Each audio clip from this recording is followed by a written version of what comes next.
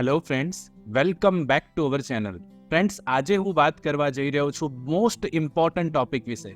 Yes friends, state બાર કાઉન્સિલમાં જો તમે નોંધણી કરાવો છો તો કયા મોસ્ટ ઇમ્પોર્ટન્ટ 5 બેનિફિટ્સ જે તમને મળવાના છે તેની હું વાત કરવા જઈ રહ્યો છું. તો ફ્રેન્ડ્સ, આજે જે પણ કોઈ સ્ટુડન્ટ ચેનલ પર નવા છે, પ્લીઝ ચેનલને સબસ્ક્રાઇબ કરી લો, બેલ નોટિફિકેશન આઇકોનને ઓન કરી લેજો, જેથી આવનારા મોસ્ટ ઇમ્પોર્ટન્ટ વિડીયોઝના નોટિફિકેશન આપ સૌને મળી જાય. અને ખાસ કરીને વિડીયોને લાઇક જરૂરથી કરી દેજો. બિલકુલ સમયને નહીં બગાડીએ, સ્ટાર્ટ કરીશું આજનો વિડીયો.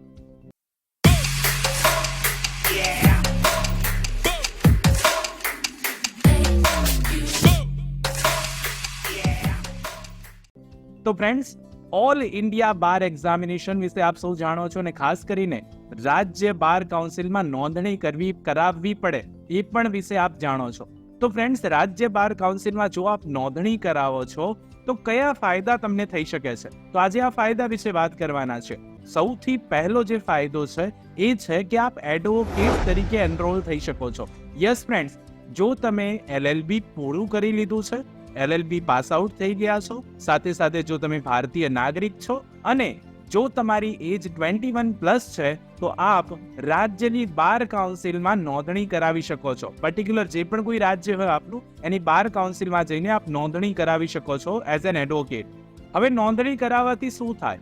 તો ફ્રેન્ડ્સ, નોંધણી જો કરાવી છે તો પહેલો ફાયદો મેં આપને કહ્યો કે આપ એડવોકેટ બની જશો. એટલે કે જે રાજ્યમાં આપે નોંધણી કરાવી હોય, દાખલા તરીકે ગુજરાત રાજ્ય, તો ગુજરાત રાજ્યમાં આપે નોંધણી કરાવી છે તો ગુજરાત રાજ્યમાં આપ કોઈ પણ અસીલ વતી તમે પ્રેક્ટિસ કરી શકો, એટલે કે તમે કોર્ટમાં અપિયર થઈ શકો, હાજર થઈ શકો, તેને તમે પ્રતિનિધિત્વ તેનું કરી શકશો. તો એડવોકેટ તમે બની જશો ખાસ રાજ્યની બાર કાઉન્સિલમાં જો તમે નોંધણી કરાવી દીધી છે, તો આ પહેલો અને મોસ્ટ ઇમ્પોર્ટન્ટ બેનિફિટ રહેશે.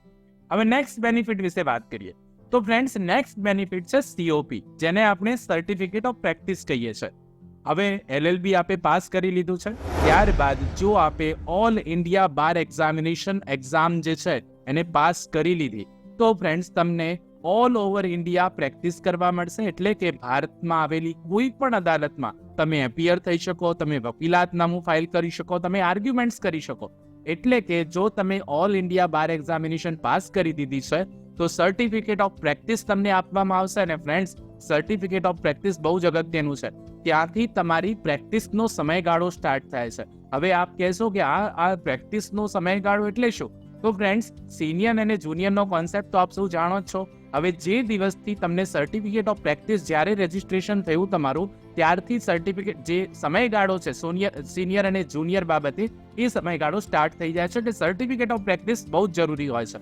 અને મોસ્ટ ઇમ્પોર્ટન્ટ એ તમે ઓલ ઇન્ડિયા બાર એક્ઝામિનેશન પાસ આઉટ કરો પછી જ તમને મળે છે. અને આખા ભારત દેશમાં, સમગ્ર ભારત દેશની કોઈ પણ અદાલતમાં તમે હાજર થઈ શકશો, લડી શકો કેસ, કોઈ પણ વ્યક્તિનો વકીલાતનામું ફાઇલ કરી શકો. તો આ બીજો બેનિફિટ છે.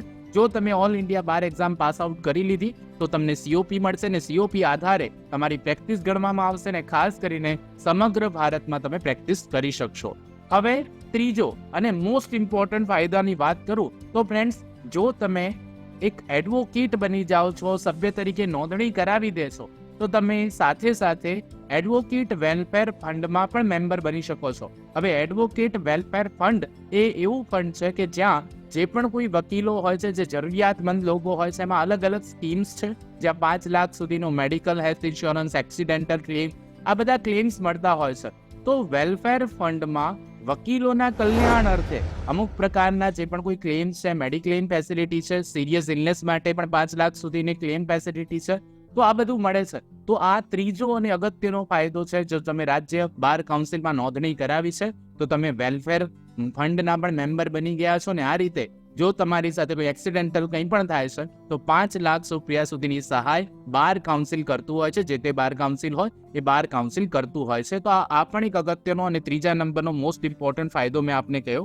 ત્યારબાદ સાથે સાથે આપ ચોથા નંબરે હું વાત કરું ફાયદાની, તો ફાયદો ચોથા નંબરે છે, આપ બાર કાઉન્સિલના મેમ્બર પણ બની શકો છો. જો આપે સ્ટેટમાં નોંધણી કરાવી છે તો આપ સ્ટેટ બાર કાઉન્સિલના મેમ્બર બની શકો છો, અને એના ચેરમેન, તો જે પણ કોઈ પદ છે એ પદ પર તમે પહોંચી શકો છો. પણ એના માટે અગત્યની વાત એ છે કે તમારે સૌથી પહેલા નોંધણી કરાવવી પડે. તો આ પણ એક અગત્યનો ફાયદો. ત્યારબાદ લાસ્ટ ફાયદાની વાત કરું તો આમ તો મદ્રાસ હાઈકોર્ટ દ્વારા એના પર બેન મારી દેવામાં આવ્યો છે અને ના પાડી દીધી છે. ખાસ કરીને સ્ટીકર્સનો ઉપયોગ, ઘણા વકીલો હોય છે જે સ્ટીકર્સનો ઉપયોગ કરે છે. મદ્રાસ હાઈકોર્ટ દ્વારા પર્ટિક્યુલરલી એને રિફ્યુઝ કરવામાં આવી છે, ના પાડી દેવામાં આવી છે. તેમ છતાં ઘણા વકીલો આવી રીતે સ્ટીકર્સનો ઉપયોગ કરી શકે છે, એમનું ચિહ્ન છે લગાવી શકે છે અને પોતે જે પણ પોતાના વ્હીકલ પર પર્ટિક્યુલરલી નાનું એવું સ્ટીકર લગાવીને પોતે એડવોકેટ છે જાણ થઈ શકે એ પર્પઝથી લગાવી શકે છે. તો ફ્રેન્ડ્સ, રાજ્યની બાર કાઉન્સિલમાં જો તમે નોંધણી કરાવી છે તો મેં કહ્યું એ પ્રમાણે આટલા તો ફાયદા છે જ, પણ એ સિવાય પણ બીજા ઘણા બધા ફાયદાઓ તમને મળી શકે છે. આઈ હોપ આજના આ વિડીયોમાં આપ સૌને સારી એવી માહિતી મળી હશે. ખાસ કરીને રાજ્ય બાર કાઉન્સિલમાં જો આપે નોંધણી કરાવી છે તો આપને કઈ રીતે કયા ફાયદા થઈ શકે એની જાણ થઈ હશે. આઈ હોપ આજનો આ વિડીયો આપ સૌને સારો લાગ્યો હશે. સારો લાગ્યો હોય તો એક લાઈક જરૂરથી કરી દેજો. ચેનલ પર નવા હો તો પ્લીઝ ચેનલને સબસ્ક્રાઇબ કરીને બેલ નોટિફિકેશન આઇકોનને ઓન કરી લો.